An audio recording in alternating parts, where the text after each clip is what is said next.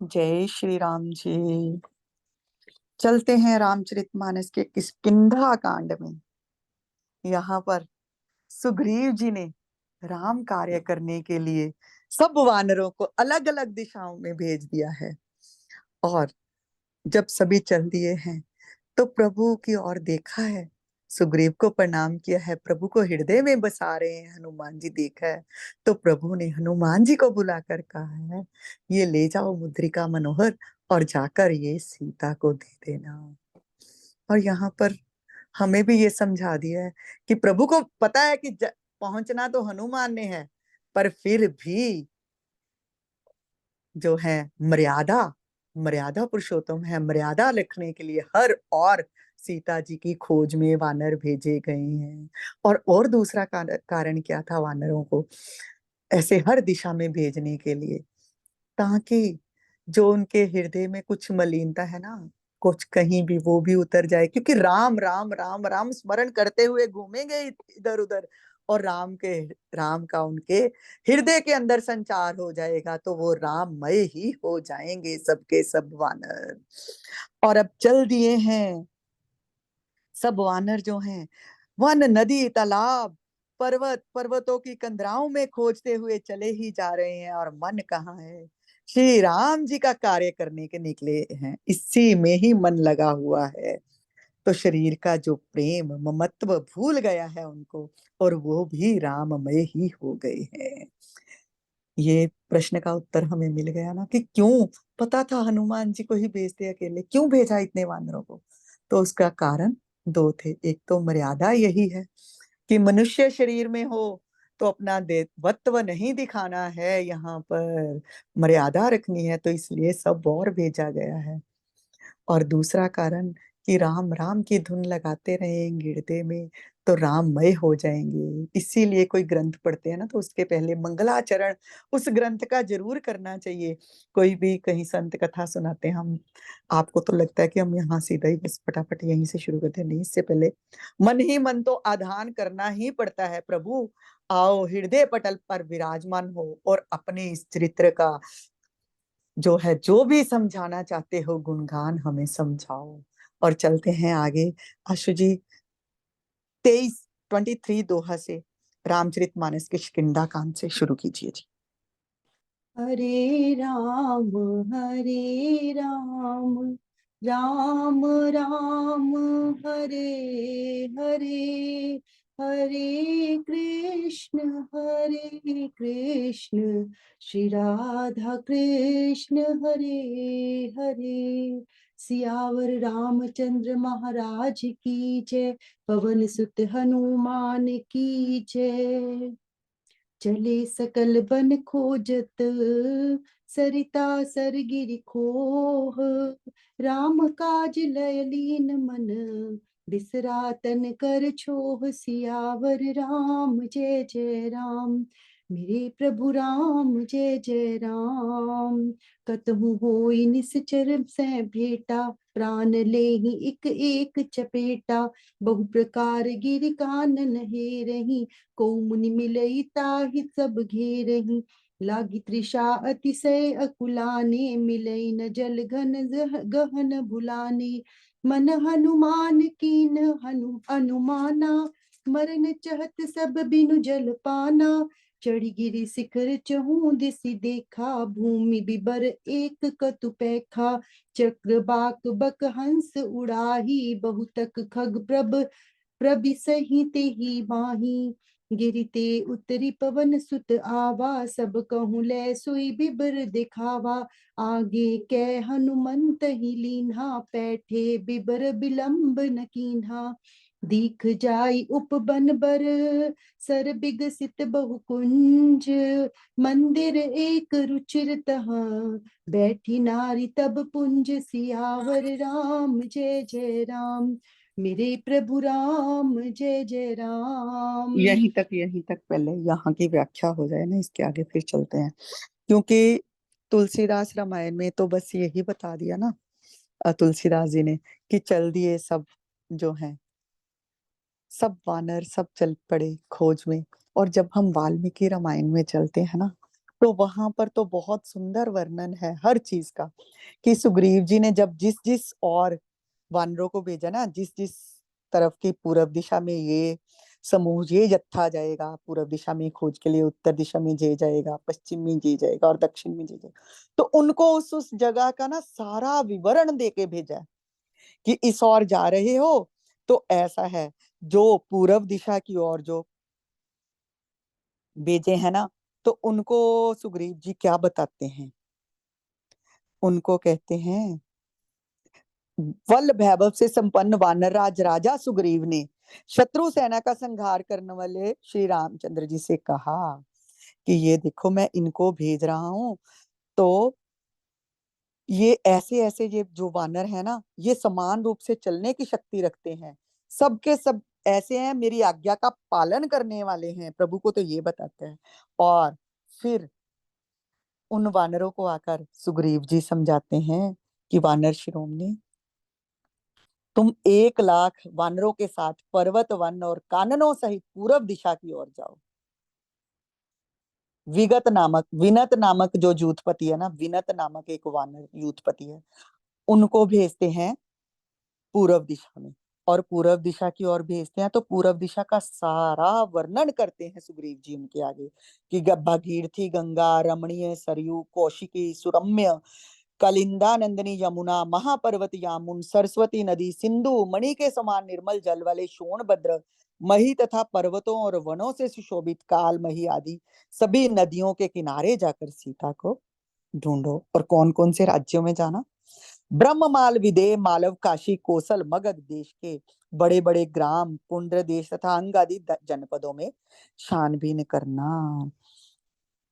हर जगह जाकर तुम राजा दशरथ की पुत्र वधु को ढूंढना, और वहां पर जिन द्वीपों से, पर्वतों से होकर जाना पड़ता है, उन स्थानों पर जाकर भी सीता माता की खोज करना। 7 राज्यों से सुशोभित जावा द्वीप, स्वर्ण द्वीप, सुमात्रा तथा रुप्यक द्वीप में भी जो स्वर्णों की खानों से सुशोभित है, वहां जाकर भी सीता जी को ढूंढना। ये पूर्व दिशा के सारे जो राज्य थे, जो द्वीप थे, उन सब का वर्णन है।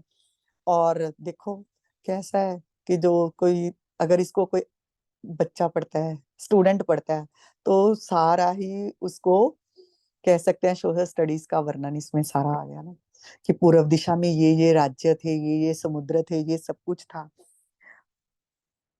जब द्वीप को लांग कर आगे जाने पर एक शिशिर नामक का पर्वत है, जिसके ऊपर देवता और दानव निवास करते हैं, वहां जाकर भी ढूंढना। फिर सिद्ध और चारण समुद्र के उस पार निवास करते हैं, और वहां लाल जल से भरे हुए शीघ्र प्रवाहित होने वाले शोण नामक नदी के तट पर पहुंच जाओगे, वहां जाकर भी सीता की खोज करना। फिर पूर्वोक्त देशों से जब तुम और आगे चले जाओगे ना, पूर्व के देशों से, तो इक्षुर रस से परिपूर्ण समुद्र तथा उसके द्वीपों को देखोगे, जो बड़े भयंकर हैं। इक्षु रस का जो समुद्र है ना, महाभयंकर है, और उसमें विशाल का असुर निवास करते हैं, और वो छाया पकड़कर ही प्राणियों को अपने पास खींच लेते हैं। ऐसे असुर थे उस समुद्र के ऊपर। और इक्षुर रस का वह समुद्र काले मेघ के समान श्याम दिखाई देता है, और वहां पहुंच जाओगे, उसके तट पर पहुंच जाओगे, तो शालमली द्वीप के चिन्ह भूत कूट शालमली नामक विशाल वृक्ष का दर्शन करोगे, और वहां ही विश्वकर्मा का बनाया हुआ विनीता नंदन गरुड़ जी का एक सुंदर भवन है। उस द्वीप में जो है भयंकर मंदे नामक राक्षस निवास करते हैं, जो सुरा समुद्र के मध्यवर्ती शैल शिखरों पर लटके रहते हैं। और प्रतिदिन वो सूर्योदय के समय राक्षस उधर्व मुख, मतलब नीचे की ओर मुख करके सूर्य से जूझते हैं, परंतु सूर्यमंडल के ताप से संतप्त होकर सुरा समुद्र के जल में गिर पड़ते हैं, फिर वहां जीवित हो जाते हैं, फिर शैल शिखरों पर लटक जाते हैं, और बार बार ऐसे ही चलता रहता है। उस सुरा शाल्मद्वीप और सुरा समुद्र से आगे चले जाओगे तो धृत और दधि के समुद्र प्राप्त होंगे, और उससे भी अगर आगे बढ़ जाओगे तो सफेद बादलों की सी आभा वाले क्षीर समुद्र का दर्शन करोगे, दुर्धर्ष वानरों, वहां पहुंचकर तुम्हें ऐसा लगेगा कि मानो इस क्षीर सागर ने मोतियों के हार पहन रखे हैं। और वहां उस सागर के बीच में ऋषभ नाम से एक प्रसिद्ध बहुत ऊंचा पर्वत है, जो श्वेत वर्ण का है। और उस पर्वत पर तो चांदी के समान श्वेत रंग वाले कमल खिले हुए हैं। और ये सरोवर जो राजहंसों से भरा रहता है, उससे भी अगर तुम आगे चले जाओगे तो फिर ब्रह्म ऋषि औरव के कोप से प्रकट हुआ वडवा मुख नामक महातेज विद्यमान है। और यहाँ पर अग्नि का, उस वडवा मुख नामक अग्नि का आहार ही जो बताया गया है, वहां वडवानल प्रकट हुआ। उसे देखकर उसमें समुद्र निवासी असमर्थ प्राणियों का सा आर्तनाद सवर करते रहते हैं, तुम्हें वही पता चलेगा। और फिर आगे उससे चले जाओगे, उसके ऊपर, उसके आगे एक ऊंचा पर्वत है, उसके शिखर पर पृथ्वी को धारण करने वाले कौन मिलेंगे? अनंत भगवान दिखाई देंगे। उनका श्री विग्रह चंद्रमा के समान गौर वर्ण है। वह सर्प जाति के हैं, श्री नील वस्त्र से आच्छादित है और उस अनंत देव के सहस्र मस्तिष्क हैं। पर्वत के ऊपर उन महात्मा की ताड़ के चिन्ह से युक्त स्वर्णमयी ध्वजा फहराती है। यही ताल ध्वज पूरब दिशा की सीमा के सूचक चिन्ह के रूप में देवताओं द्वारा स्थापित किया गया है। ऋषिमुख पर्वत से लेकर वहां तक की सारी, सुग्रीव जी ने उन जो पूर्व दिशा की ओर वानर जा रहे हैं ना, उस सारे जगह का वर्णन कर दिया है कि ऐसे ऐसे चलते जाओगे, आगे ये वाला पर्वत, आगे ये वाला पहाड़, आगे ऐसा ऐसा ऐसा। और जितना आगे बढ़ते जाओगे उतना ही मुश्किल होता जाएगा आगे जाना। और ये जो ताल ध्वज है ना, मतलब ये लास्ट सीमा है उसकी, पूरब दिशा की लास्ट सीमा है। वहां के साल, ताल, तमार और फूलों से लदे कनेर आदि वृक्ष भी स्वर्णमय हैं। उन सूर्य तुल्य तेजस्वी दिव्य वृक्षों से उदयगिरी की बड़ी शोभा होती है। उन 100 योजन लंबे उदयगिरी के शिखर पर एक सौमानस नामक स्वर्णमय शिखर है, जिसकी चौड़ाई 1 योजन और ऊंचाई 10 योजन है। पूर्व काल में वामन अवतार के समय पुरुषोत्तम भगवान विष्णु ने अपना पहला पैर उस सौमनस नामक शिखर पर रखकर दूसरा पैर मेरू पर्वत के शिखर पर रखा था। और सूर्य देव उत्तर से घूमकर जम्बू द्वीप की परिक्रमा करते हुए जब उस सोमनस नामक शिखर पर आकर स्थित होते हैं, तब जम्बू द्वीप निवासियों को उनका अधिक स्पष्टता के साथ दर्शन होता है। और उस सोमनस नामक शिखर पर वैखानस महात्मा महर्षि बाल खिलगण प्रकाशित होते देखे जाते हैं। उस उदयगिरी के सोमनाथ शिखर के सामने द्वीप सुदर्शन नाम से प्रसिद्ध है और उस शिखर पर भगवान सूर्य उदित होते हैं। और तभी इस द्वीप के समस्त प्राणियों का तेज से संबंध होता है और सबके नेत्रों को प्रकाश प्राप्त होता है। ये सब बताते ही जा रहे हैं। सूर्य के उदय का ये स्थान सबसे पहले ब्रह्मा जी ने बनाया है, अतः यही पृथ्वी एवं ब्रह्मलोक का द्वार है। अब हमें ये पूरा जो पढ़ा है, इसके पढ़ने से क्या फायदा हुआ है? हमें ये फायदा हुआ है, हमें पता चला है कि पूर्व दिशा की ओर से जो प्राणी मृत्यु लोक को प्राप्त होते हैं और पूर्व दिशा की ओर से अगर उनको लेकर जाते हैं तो कहाँ लेकर जाते हैं, ये गरुड़ पुराण का समझ लो। मैं, मेरे मन में ये है, मुझे कंफर्म नहीं है, यही बात है कि गरुड़ पुराण में जैसी व्यवस्था बताई गई है उसमें से ही अलग अलग दिशाओं का वर्णन इसमें हुआ है कि ऊपर लोकों में रहने वाले प्राणी जो हैं इसी द्वार से भूलोक में प्रवेश करते हैं। पूर्व की ओर से जो जाते हैं तो ये द्वार है, तथा भूलोक के प्राणी इसी द्वार से ब्रह्मलोक में जाते हैं। और पहले इसी दिशा में इस द्वार का निर्माण हुआ, इसलिए इसे पूर्व दिशा कहते हैं। और ये सुग्रीव जी वर्णन कर रहे हैं पूर्व दिशा का उन वानरों को। तो पहले तो मुझे लगता था कि ये क्या पढ़ना, हमें कौन सा जाके कोई एग्जाम देना है, कुछ ये पढ़ना नहीं चाहिए। पर यह है कि वर्णन है और पता चल रहा है कि कैसा, कितना सुग्रीव को भी ज्ञान था उस दिशा का पूर्ण। और पूरब, ये तो सिर्फ पूरब दिशा का ही ज्ञान दिया है कि यहाँ पूरब दिशा की ओर से प्रवेश करना है तो सूर्य के उदय का जो पहला स्थान था वो कौन सा था। आगे जब वहां तक कहते हैं, ये बता दिया ना सारा। और बस 1 महीना दिया उनको कि 1 माह के अंदर अंदर वहां तक जाना है तुम्हें, उस लास्ट स्थान तक, अंतिम स्थान तक पूर्व दिशा में। और 1 महीने के अंदर अंदर ही वापस भी लौट आना है। तुम्हें चाहे सीता का पता चलता है नहीं चलता, 1 महीने के अंदर अंदर ही उस जगह, अंतिम जगह तक जाकर सीता को खोज कर वहां से 1 महीने के अंदर लौट आना है। जो नहीं आएगा, 1 महीने से ज्यादा वहां समय लगाएगा, तो उसको भी मैं ढूंढ कर मार दूंगा। भय भी दिखाया है, पहले प्रेम भी दिखाया है, भय भी दिखाया है, कूटनीति भी दिखा दी।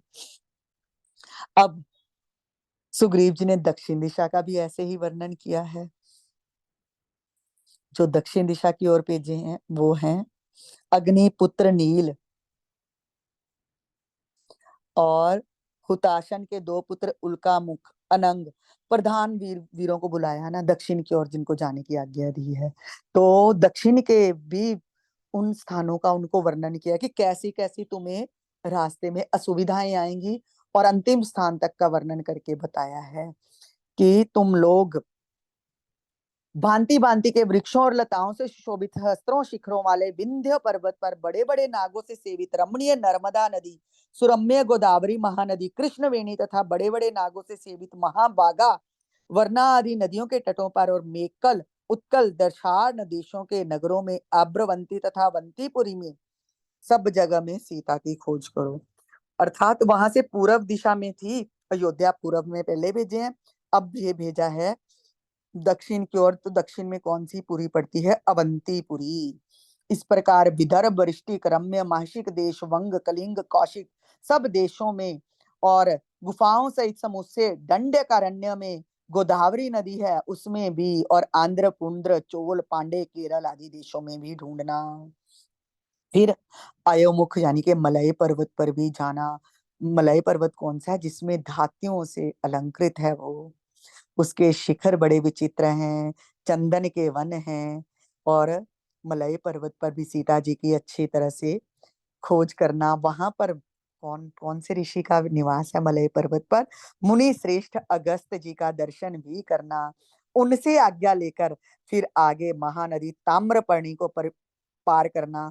उसके द्वीप और जल विचित्र चंदनवानों से अजोजित हैं। फिर उसके आगे बढ़ने पर पांड्यवंशी राजाओं के नगर द्वार पर लगे हुए स्वर्णमय कपाट का दर्शन करोगे। फिर समुद्र के तट पर जाकर पार करने के बाद अगस्त ऋषि ने जो समुद्र के भीतर स्वर्णमय पर्वत को स्थापित किया है वो महेंद्रगिरी पर्वत है, उसकी शोभा को भी देखना। और वहां पर भी सीता को ढूंढना। उस समुद्र के उस पार एक द्वीप है जिसका विस्तार 100 योजन है। यहाँ पर मनुष्य नहीं जाते, पर तुम्हें वहां भी जाना है और वहां जाकर भी सीता की खोज करनी है। और वो जो है ना, वही देश इंद्र के समान तेजस्वी दुरात्मा राक्षस राज रावण का है, जो हमारा वध्य है, निवास स्थान है। इस दक्षिण समुद्र के बीच में अंगार का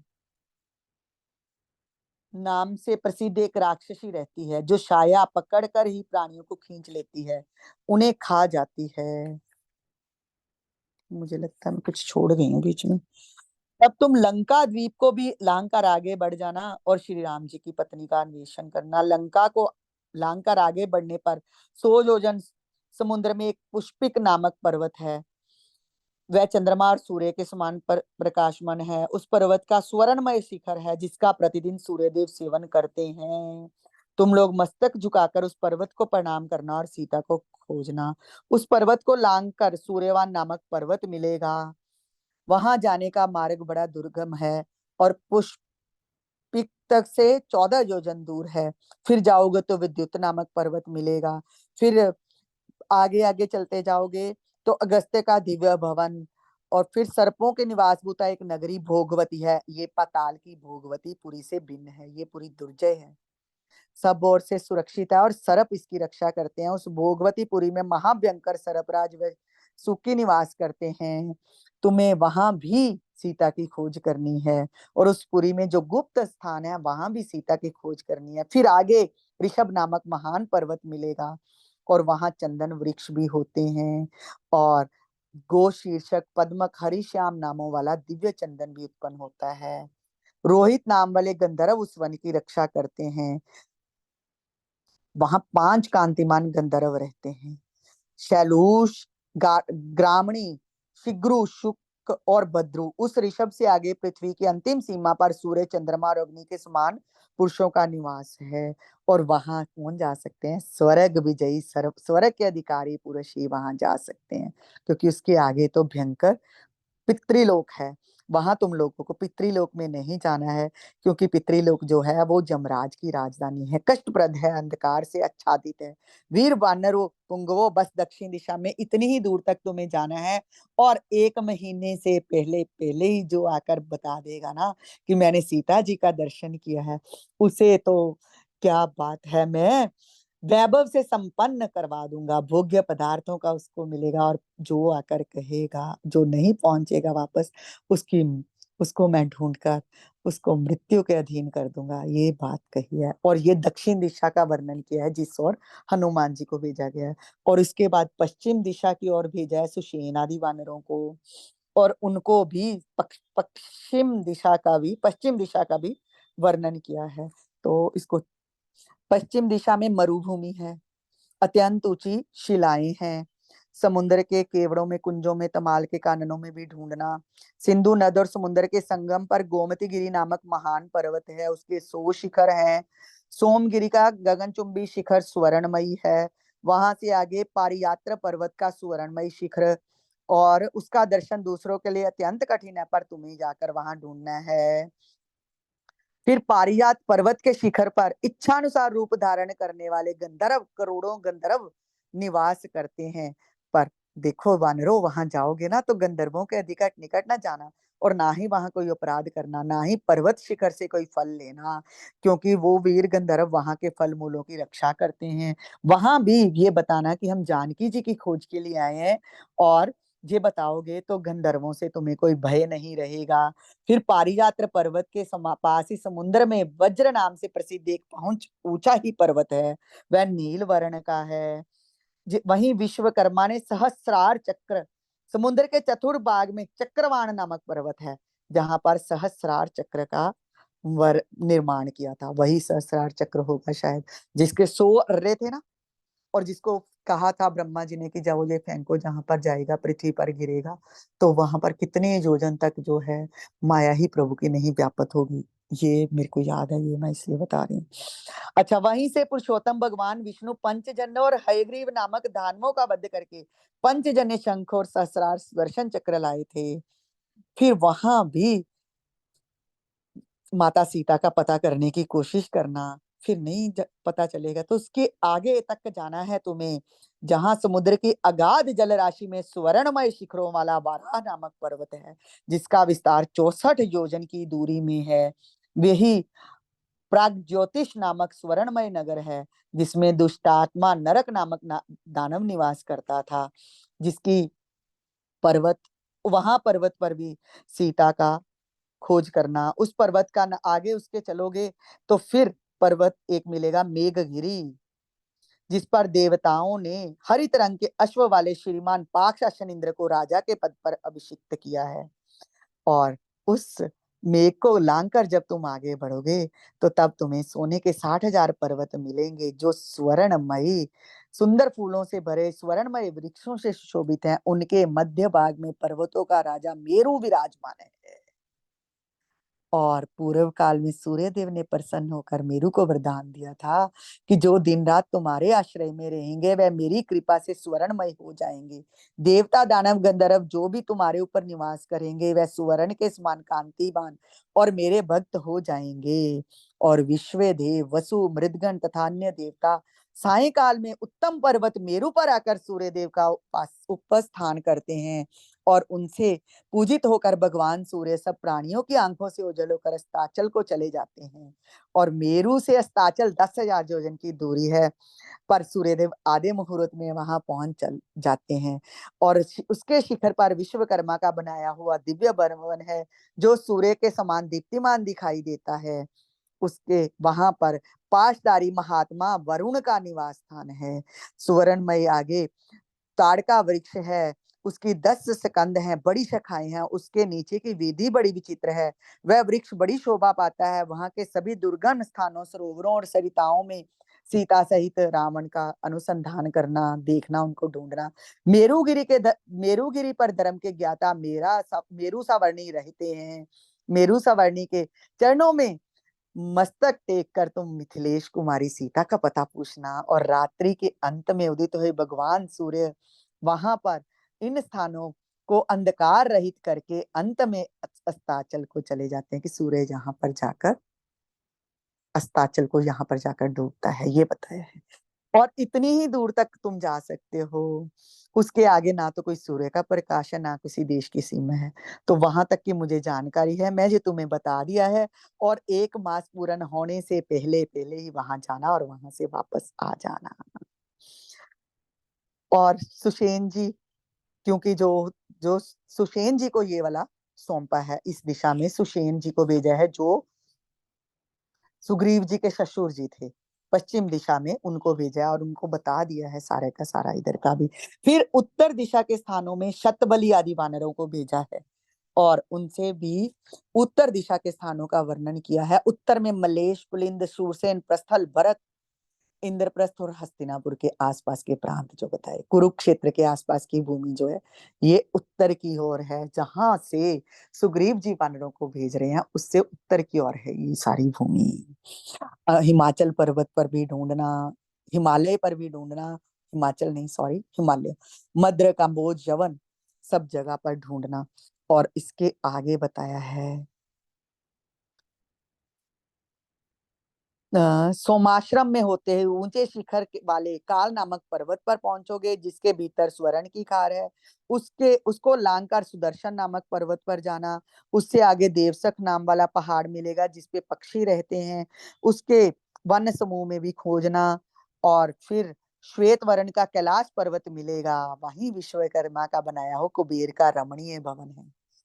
देखो, ये पढ़ने का एक फायदा तो है, हमें पता चल गया ना किस और कुबेर का भवन है, और किस और पाताल लोक है, किस और स्वर्ग का द्वार है, और किस और सूर्य जो है किस ओर से निकलते हैं और किस ओर जाकर अस्ताचल की ओर जाते हैं। चलते हैं यहीं आगे क्या है, ये बस लास्ट या उत्तर दिशा के स्थानों का जो वर्णन है, क्योंकि बाकी तो तीनों हम कर चुके वर्णन।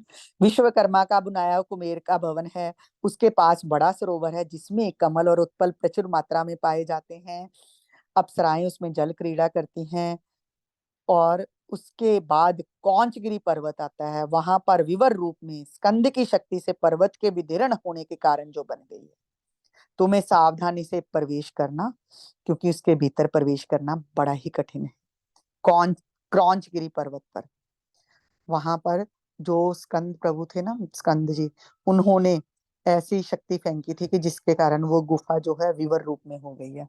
उस गुफा में सूर्य के समान तेजस्वी महात्मा निवास करते हैं, उनसे प्रार्थना करना, उनसे पूछना।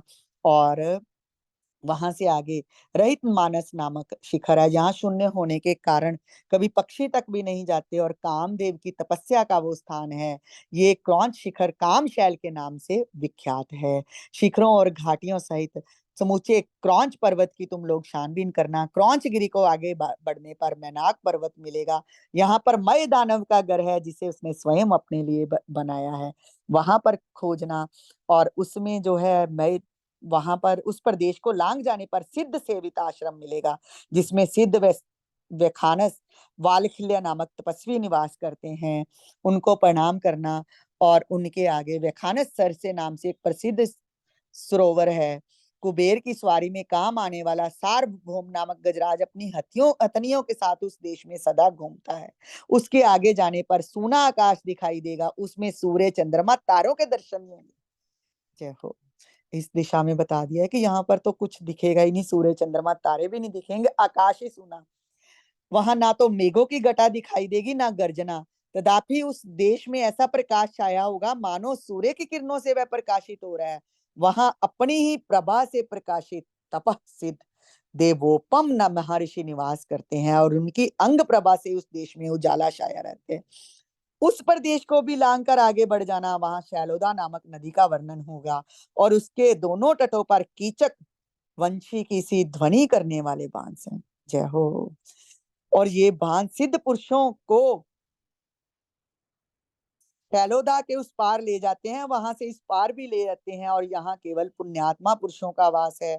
वह उत्तर कुरुदेश शैलोदा के तट पर ही है। उस उत्तर कुरुदेश में नील व धुर्य मणि के समान हरे हरे कमलों से पत्तों से सुशोभित सहस्त्रों नदियां बहती हैं। आगे चलते हैं, इसके भी आगे। वहां के उन पर्वतों में इतना नहीं, उन नदियों के किनारे रत्नों से युक्त विचित्र पर्वत भी हैं। उन पर्वतों के कितने ही स्वर्णमय हैं। वहां के वृक्ष सदा ही फल फूल लगे रहते हैं। इनके सिवा दूसरे दूसरे श्रेष्ठ वृक्ष फलों के रूप में नाना प्रकार के वस्त्र, मोती और वैधुर्य मणि से जटित आभूषण देते हैं। क्या बात है। दूसरे उत्तम वृक्ष सभी ऋतुओं में सुख पूर्ण सेवक करने वाले योग्य अच्छे अच्छे फल देते हैं। यहाँ सूर्य के समान कांतिमान गंधर्व, किन्नर, सिद्ध, नागर और विद्याधर सदी नारियों के साथ क्रीड़ा विहार करते हैं। वहां के सब लोग पुण्य कर्मा है, सभी अर्थ और काम से संपन्न हैं और सब लोग काम क्रीड़ा परायण होकर युवती स्त्रियों का साथ निवास करते हैं। वहां निरंतर उत्कृष्ट हास परिहास की ध्वनि से युक्त गीत वाद्य का मधुर गोश सुनाई देता है। वहां कोई भी अप्रसन्न नहीं है।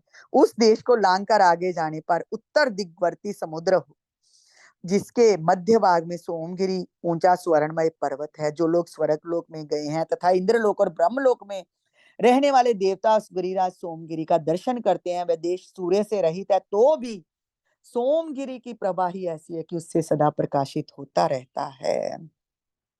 वहां विश्वात्मा भगवान विष्णु एकादश रुद्रों के रूप में प्रकट होने वाले भगवान शंकर तथा ब्रह्म ऋषियों से गिरे हुए देवेश्वर ब्रह्मा जी निवास करते हैं। तुम लोग उत्तर कुरु के मार्ग से सोमगिरी तक जाकर उसकी सीमा से आगे किसी तरह बढ़ना, तुम्हारी तरह दूसरे प्राणियों की भी वहां गति नहीं है। वह सोमगिरी देवताओं के लिए भी दुर्गम है, अतः उसका दर्शन मात्र करके तुम लोग शीघ्र लौट आना। बस इतनी ही दूर तक तुम जा सकते हो। इससे आगे ना तो सूर्य का प्रकाश है, ना किसी देश की सीमा ही है, और आगे की भूमि के संबंध में मैं भी कुछ नहीं जानता। और जो मैंने स्थान बताए उन सब में सीता को खोजना, और जिन स्थानों का नाम नहीं लिया है वहां भी ढूंढने का विचार करना। और जाओ सबके सब, और प्रयास करो कि 1 मास के अंदर ही तुम वहां तक सीता को खोजकर वापस लौट आओ। ये सब बातें सुग्रीव जी ने हमें उन वानरों को, जिस जिस दिशा में जो भी वानर गया है, और सारी दिशाओं का वर्णन उस सभा में किया है जब वानरों को भेजा है। और सब वानर बहुत प्रसन्न हैं और प्रसन्नता से सुग्रीव जी की उन बातों को सुन रहे हैं। और तब राम जी कहते हैं, सखे, जब सुग्रीव जी ये वर्णन कर रहे हैं ना, तो राम जी कहते हैं, हे सखे, तुम समस्त भूमंडल के स्थानों का परिचय कैसे जानते हो? तुम्हें इतना कुछ कैसे पता है, इतना कुछ? तो मतलब इतना जानने की बात सुनो ना, कहाँ तक स्वर्ग में भी पहुंचा दिया, पाताल का रास्ता बता दिया, ब्रह्मलोक का रास्ता बता दिया, हर चीज का, चारों दिशाओं का इतना सुंदर वर्णन तुमने किया, तुम ये कैसे जानते हो? तो तब सुग्रीव ने कहा कि सुनिए, जब दुदुम्भी जब आया था मेरे भाई के पास, और उसको मैं गुफा में बंद करके वापस आ गया, और तब जब भाई ने आकर मुझे मारने के लिए मेरे पीछे भागा था ना, तो तब मैं प्राण रक्षा के लिए मंत्रियों के साथ भागा और वाली मेरे पीछे था। तो मैं भागता ही गया, एक और पृथ्वी से यहाँ से शुरू हुआ, और सारी पृथ्वी की मैंने मानो परिक्रमा ही कर डाली। पूर्व दिशा में सब कुछ ये मैंने जो देखा, जो इनको बता रहा हूँ।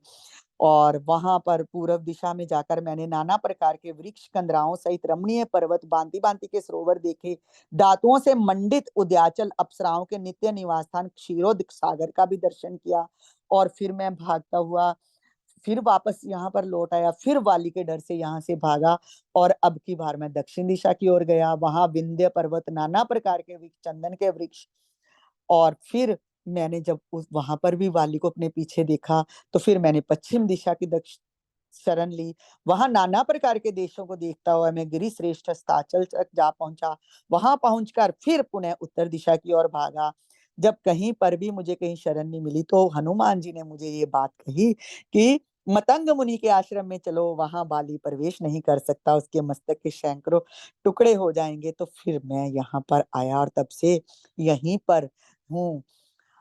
ये बात बताई है कैसे सुग्रीव जी को ये पता चला, और कैसे हम लोगों को ये पता चला, हमने ये जाना है सब वाल्मीकि रामायण में। और आपको अगर लग रहा है ना कि मैंने बहुत ज्यादा पढ़ा है, मैंने ये कितने सारा था, बहुत सारा। और इसमें से बीच में से मैंने इसमें से बीच में से निकाल निकाल के पढ़ा है। बहुत शॉर्ट में बताया आपको। अब यहाँ पर तो बहुत ही विस्तृत, इससे भी ज्यादा विस्तार से वर्णन था। अब चलते हैं वापस हम तुलसीदास रामायण की ओर ही, कि यहाँ पर जब जा चले हैं ना राक्षस, अब हम पहुंच गए फिर से वापस 23वें दोहे पे, कि जब भेज दिया सब दिशाओं का बताकर सुग्रीव जी ने राक्षसों को भेज दिया है, तो सब राक्षस चले हुए हैं श्री राम जी को हृदय में रखकर, हृदय में बसाकर। सबको अपना शरीर का महत्व भूल गया। अब सुग्रीव जी ने कितने सुंदर वर्णन किया था, कहीं जिस ओर भी जा रहे हैं ना वानर, कहीं भी कोई राक्षस मिल जाता है, एक चपेड़ उसको लगाते हैं और उसके प्राण हर लेते हैं। और कोई मुनि मिल जाता है, उसको प्रणाम करते हैं, उससे पूछते हैं। फिर अब चले जा रहे हैं, चले जा रहे हैं, चले जा रहे हैं। और दूसरे जो तीनों ओर के जो वानर गए थे ना, वो तो गए हैं, और वो वापस आ गए। तीनों ओर के वानर 1 महीने के अंदर ही सुग्रीव जी तक वापस आ गए हैं, और कहते हैं कि हम ये तीनों दिशाओं में घूम कर आ गए, हमें तो कहीं पर भी पता नहीं चला सीता का। और अभी तक जो, अब हम चलते हैं दक्षिण दिशा की ओर, जो वानर गए थे उनकी ओर, उनके साथ साथ चलते हैं। अब दक्षिण दिशा की ओर गया, कौन गया था? अंगद जी, जामवंत जी, हनुमान जी, ये सब इनको भेजा गया था। और हनुमान जी को तो प्रभु ने अपनी अंगूठी देकर भेजा था। ये सब चले हैं, चलते जा रहे हैं, तो रास्ते में बहुत दूर तक जब पहुंचे एक जगह पर आकर ना, उनको प्यास लगी, बहुत ही प्यास लगी, और उन्हें कहीं पर भी पानी पीने को नहीं मिला। वहां वन में एक बालक मिला उन्हें। 1 मिनट, क्षमा कीजिएगा, कहाँ पर पहुंचे हम?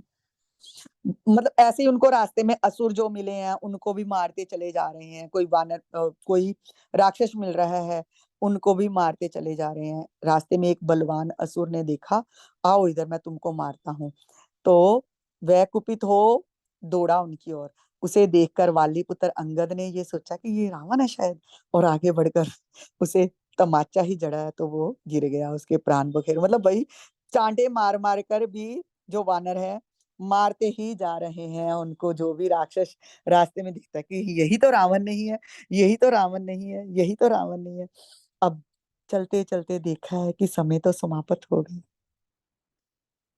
अब सोचने लगे कि हमें अब तक तो मिले ही नहीं है सीता, और सुग्रीव ने तो बोला था राजा ने कि वापस आ जाना 1 महीने के अंदर, और अभी तक तो हमें सीता के, माता सीता के दर्शन भी नहीं हुए, अभी हम लास्ट जगह तक पहुंचे भी नहीं। अब यहाँ पर इनको प्यास बहुत लगी है, और पानी तो कहीं दिख नहीं रहा, और सोच रहे हैं कि अब तो हमारी मृत्यु निश्चित ही है, क्योंकि अगर हम वापस चले जाएंगे तो तब भी हम खोज नहीं पाए, तो सुग्रीव जी हमें, हमारी हत्या कर देंगे।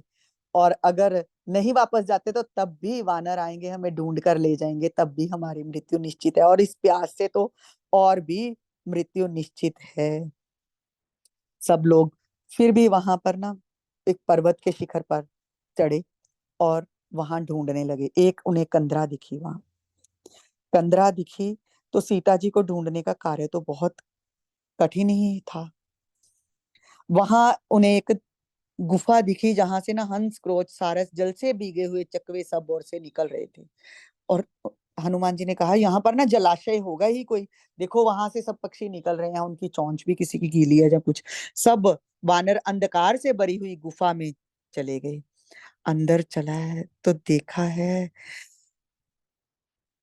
कि कितनी सुंदर गुफा है, जल भी पड़ा है वहां पर, सब कुछ है। उस गुफा को के अंदर जाकर प्रसन्न हो गए, और वहां देखा है कि गुफा में एक स्त्री है, जो वक्कल और काला मृग चर्म पहनकर तपस्या में संलग्न थी। उसको देखकर आश्चर्य से चकित हैं। और उस समय हनुमान जी ने उससे पूछा, देवी तुम कौन हो, ये किसकी गुफा है? तो हनुमान जी ने जब उसे प्रणाम किया, उससे पूछा, तो वो बोलती है, ये गुफा, ये भवन की, वो सारी की सारी जो तपस्विनी है, अपनी कहानी सुनाने लगी। उन्होंने कहा, मय का नाम तपस्विनी क्या सुनाती है, मय का नाम तूने सुना है, तुमने लोगों ने सुना होगा। मयासुर पहले दानव शिरोमणियों का विश्वकर्मा था और इस दिव्य सुवर्णमय उत्तम भवन को उसने बनाया था। उसके 1 सहस्त्र वर्षों तक वन में घोर तपस्या करके ब्रह्मा जी से वरदान के रूप में शुक्राचार्य का सारा शिल्प वैभव प्राप्त किया था। और मयासुर ने यहाँ की सारी वस्तुओं का निर्माण करके इस महान वन में कुछ काल तक निवास किया था। और आगे चलकर फिर हेमा नाम की अप्सरा के साथ उसका संपर्क हो गया और देवेश्वर इंद्र ने युद्ध करके उसे मार भगाया। फिर ये जो ब्रह्मा जी ने ये वन जो है हेमा को दे दिया। और मैं मेरु सावर्णी की कन्या हूँ, मेरा नाम स्वयं प्रभा है और मैं इस हेमा के इस भवन की रक्षा करती हूँ और हेमा मेरी प्यारी सखी है, इसलिए मैं इस भवन का संरक्षण करती हूँ। तुम लोगों का यहाँ क्या काम है और किस उद्देश्य से इस दुर्गम स्थान में विचरते हो? इस वन में आना तो बहुत कठिन है, तुमने इसे कैसे देख लिया?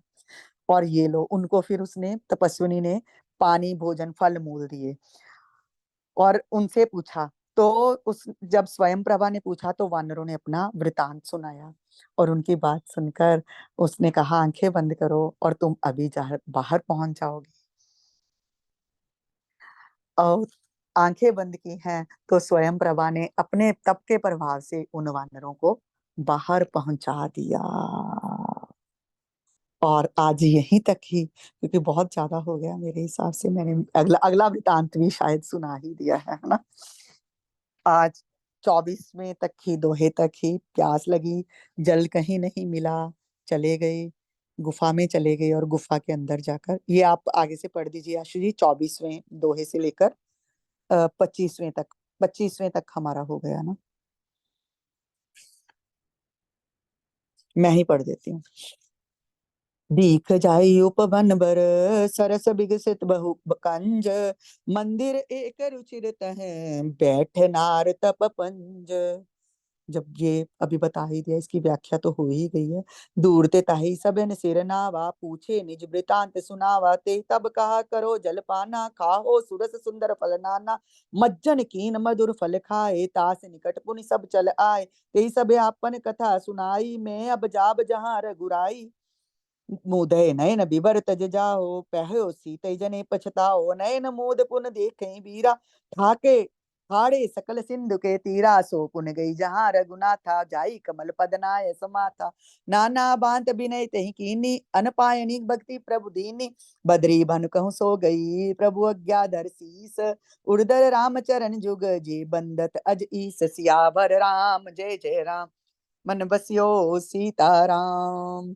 और ये व्याख्या तो अभी आदि तो कर ही दी कि सब बंदरों को प्यास लगी और सब वहां पर गए, गुफा देखी, गुफा के अंदर गए हैं और वहां पर उन्हें स्वयं प्रभा मिली है। स्वयं प्रभा ने अपनी कहानी सुनाई है उनको और उनसे पूछा है, बंदरों ने सब कथा सुनाई है और रामचंद्र जी के बारे में सुना है स्वयं प्रभा।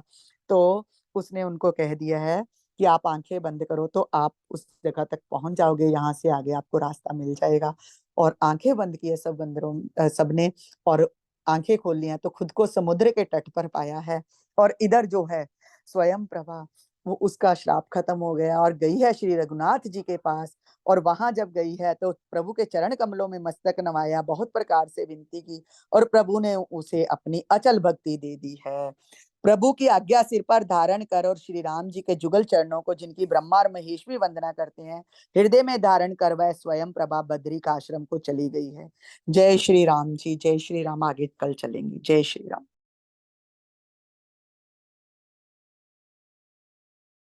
श्री राम जय राम, जय जय राम। श्री राम जय राम, जय जय राम। श्री राम जय राम, जय जय राम। श्री राम जय राम, जय जय